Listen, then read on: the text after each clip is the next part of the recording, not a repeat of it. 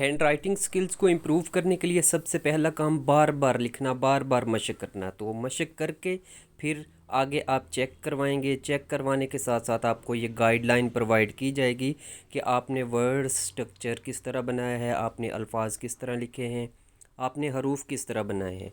तो ये एक स्टूडेंट का होमवर्क आपको दिखा रहे हैं कि इसके अंदर क्या क्या करेक्शंस हमने की हैं, क्या क्या गलतियां हैं। तो वो सारी की सारी इसी लेक्चर के अंदर आपको बताई जाएंगी। जिस तरह जीम अलिफ जा है, ठीक है, इस तरह सीन अलिफ सा। ये देखिए कहाँ से शुरू करके हमने कहाँ पर इख्तिताम करना है। इसके साथ है बे का ख़ानदान है, इसका मून शेप के साथ क्या रिलेशन होगा। बे के ख़ानदान के अंदर ये सारे गाफ फे तक। फिर जब ये बे का ख़ानदान मून शेप के साथ जब जमा होगा, अटैच होगा, तो इसकी शक्ल ज़बर की तरह की हो जाएगी। ऊपर आपको नज़र आ रही है ज़बर, इस तरह की शक्ल। ये देखिए, ये ज़बर, फिर जीम, बज, इसी तरह से। अब ये हमने सिरा लहरा कर नहीं लिखना, इसी तरह लिखना है बिल्कुल बग़ैर लहराओं के। ये बज इसी तरह आएगा। तो आप भी जब प्रैक्टिस करें तो आपने इन चीज़ों को आपने माइंड में रख कर आपने प्रैक्टिस करनी है।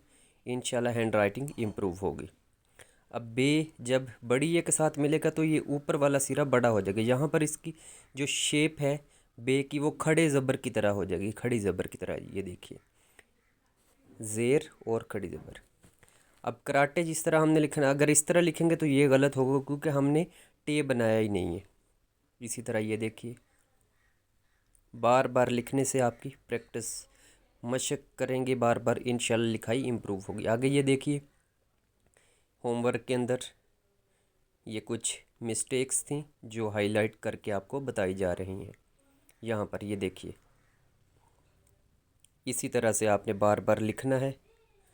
अब ये देखिए, बज, बा, बे है, इसी तरह मून शेप की बार बार प्रैक्टिस, क्लॉकवाइज, एंटी क्लॉकवाइज, इसी तरह से। ये देखिए, फे बड़ी है, फे को अच्छे तरीके से गुलाई करके बनाएंगे, फिर बड़ी ये के साथ अटैच कर देंगे। अब ये देखिए, इसका एक सिरा छोटा और एक बड़ा होना चाहिए। इस तरह पे, ते, से, ये सारा लिखा हुआ टे, इसको भी आपने इम्प्रूव करके अच्छा लिखना है।